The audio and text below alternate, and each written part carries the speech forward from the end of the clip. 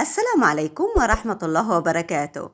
ما السر وراء اعتزال الفنانين؟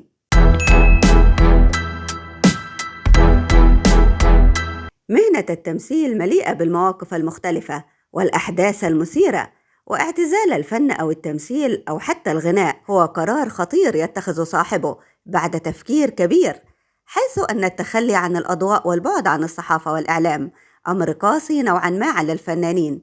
فمنهم من يتخذ القرار من أجل التفرغ للدين والعبادة، ومنهم من يتخذ القرار من أجل التفرغ لأعمال أخرى. وفي هذه الحلقة سنتحدث عن أشهر الفنانين الذين قرروا الاعتزال والبعد عن الأضواء والشهرة. كشف الفنان المصري حسن فؤاد الذي سطع نجمه في فترة التسعينات سبب ابتعاده عن الساحة الفنية. وحكى حسن فؤاد خلال لقائه في أحد البرامج التلفزيونية أنه تأثر كثيرا بوفاة أصدقائه من الفنانين مما جعله يبتعد. وحكى حسن فؤاد قائلا: لما حد بيختفي من حياتك بيهزك. وفاة علاء ولي الدين وعبد الله محمود أثرت فيا وخلتني أبتعد عن الفن. وأوضح حسن فؤاد أنه عندما ابتعد عن الفن حفظ القرآن الكريم وأصبح إمام في أحد المساجد، وقال: أنا من أسرة بسيطة ومتدينة، وربنا أراد أني أتوقف وأحفظ القرآن وأدخل معهد القراءات وأحصل على إجازة القرآن الكريم وأبقى إمام مسجد لمدة 10 سنين، ودي من أجمل فترات حياتي. وأكد حسن فؤاد أنه خلال هذه الفترة لم يهاجم الفن أو يصفه أنه حرام، على العكس كان يدافع عنه. وقال: عمري ما حسيت أن الفن يتعارض مع الدين، وكنت بقف مع المشايخ وأقول أن الفن من أعظم مهن العالم إن استغل بشكل صحيح في أعمال عديدة علمتنا، زي ليالي الحلمية وأرابيسك وأبو العلا البشري.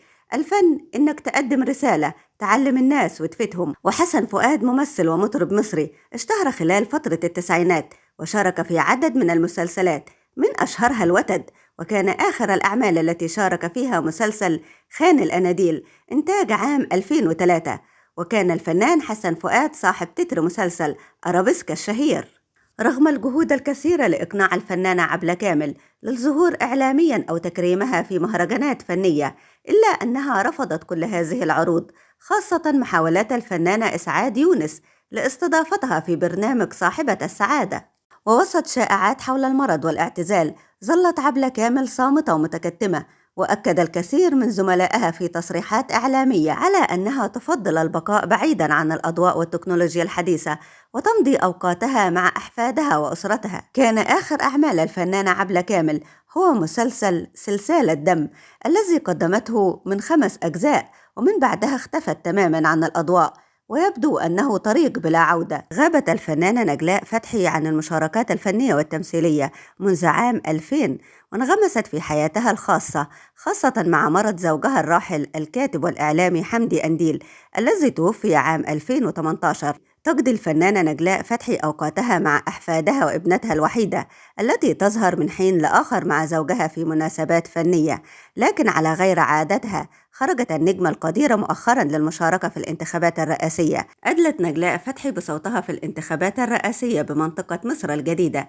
لكنها ترفض الظهور إعلاميا أو الحديث عن حياتها الخاصة والفنية في البرامج الحوارية حتى الآن. الفنانة نورة من أجمل الفنانات المصريات، وهي أخت الفنانة المصرية بوسي، وأعلنت اعتزالها عام 1996 وهي في عز مجدها الفني. وقال مقربون منها أن الفنانة أعلنت اعتزالها نظراً لأنها ترغب في التقرب من الله، وأنها تريد أن تكرس حياتها للعبادة فقط. ياسمين الخيام هي مطربة مصرية اكتشفها الموسيقار محمد عبد الوهاب، وكانت من أشهر المغنيات العرب، وحققت شهرة كبيرة وأطلق عليها خليفة أم كلثوم، إلا أنها في عام 1990 أعلنت اعتزالها وارتدت الحجاب، وأعلنت أنها ستتوجه إلى العبادة والتفرغ للدين والأعمال الخيرية. وكشف الفنان محسن محي الدين سبب اعتزال زوجته الفنانة نسرين التمثيل، فقال: كنا في حفلة شريهان، كانت لسه متجوزة وعاملة عيد ميلادها، وكان كل الفنانين موجودين، وكل الناس اللي معزومة كانت عمالة تقطع في فروة شريهان. نسرين بصت لي وقالت لي: هي عزماهم وعاملة حفلة حب وبيعملوا كده، احنا شبه الناس دي؟ قلت لها لأ، وقمنا ماشيين. قالت لي: بص، أنا مش عايزة الزيف ده، وقالت لي أنا هتحجب، قلت لها يا ريت، وقال سبحان الله أخدنا القرار وقعدنا. أعلنت الفنانة شادية في 50 من عمرها عن اعتزال الفن، وقررت ارتداء الحجاب، وتفرغت للعبادة ورعاية الأطفال الأيتام، خاصة أنها لم تنجب، وقررت الابتعاد عن الأضواء، وفضلت الاختفاء على أن تظهر في دور الأم العاجزة. في أواخر عام 1990 تعرضت الفنانة الراحلة هالة فؤاد لأزمة صحية قاسية، ونجت بأعجوبة من الموت بعد ولادة متعسرة لابنها الثاني، وقررت بعدها أن تعتزل الفن وترتدي الحجاب وتتفرغ لحياتها الزوجية ولعبادة الله. وبعد قرار الاعتزال بفترة قصيرة أصيبت بسرطان الثدي، وظلت تعاني من المرض حتى وفاتها في 10 مايو عام 1993. الفنان حسين صدقي كان يرى أن هناك علاقة قوية بين السينما والدين، لأنه كان يعتبر أن السينما من دون الدين لا تؤتي ثمارها المطلوبة في خدمة الشعب. وفي الستينات من القرن الماضي أعلن حسين صدقي اعتزاله الفن وتفرغه للعبادة، كما أحرق بعض أفلامه ولقب بشيخ السينما المصرية، وأوصى بحرق أفلامه بعد وفاته. اعتزلت الفنانة مديحة كامل التمثيل، وذلك عقب رؤيتها لرؤية في منامها ظهر فيه شخصا يلبسها رداء أبيض فضفاضا، وقال لها لقد آن الأوان يا مديحة. وبعدها مباشرة قررت اعتزال الفن، وقررت ارتداء الحجاب والتفرغ إلى العبادة فقط. رغم أنها ارتدت الحجاب في عام 2006، فإن الفنانة حنان ترك ظلت تعمل كممثلة حتى عام 2012 عندما قدمت مسلسل الأخت تريز. وفي أغسطس من نفس العام أعلنت اعتزالها الفن نهائيا من خلال اتصال هاتفي ببرنامج أنا والعسل مع الإعلامي نيشان في حلقته مع الفنانة سمية الخشاب. وأوضحت حنان ترك في تصريحات صحفية سابقة للعلم أن اتخذت قرار الاعتزال مع ارتداء الحجاب، ولكن تراجعت لعدة أسباب، منها أن قراءاتي في الدين لم تكن كافية، بالإضافة لخوفي من الإقدام على الدين بشكل مكثف، فأعود وتنفر نفسي، فأعود كما كنت قبل الحجاب، مثلما حدث مع البعض من الفنانات التي خلعن الحجاب، ولكنها أكدت عدم نيتها في العودة للفن مرة أخرى.